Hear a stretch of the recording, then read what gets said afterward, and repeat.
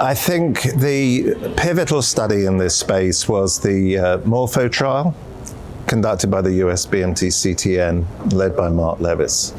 And that demonstrated in patients with a FLT3 mutation that if they were pre-transplant MRD positive or had peri-transplant MRD positivity, maintenance with Gilteritinib significantly improved relapse-free survival. Really important proof of principle that maintenance has a role. So we now have to understand where is the role of maintenance, firstly in patients who are FLT3 mutated who don't have MRD positivity.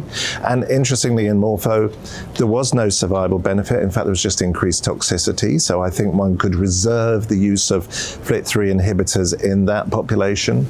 And secondly, we're awaiting the results of studies such as AMADEUS, where we randomized 324 patients to receive post-transplant oral azacitidine, CC486. But I think what we need going forward is well-conducted randomized trials assessing the impact of particular therapies, either pan-leukemic activity agents or particular targeted therapies. The real challenge is to think about the redesign of these studies so that we're only applying maintenance to patients who have a particular risk of relapse. And so I think in that context, we should be focusing on patients who are pre-transplant MRD positive or have very adverse genetics. That allows us to refine the design of these studies, make them rather smaller and hopefully more deliverable.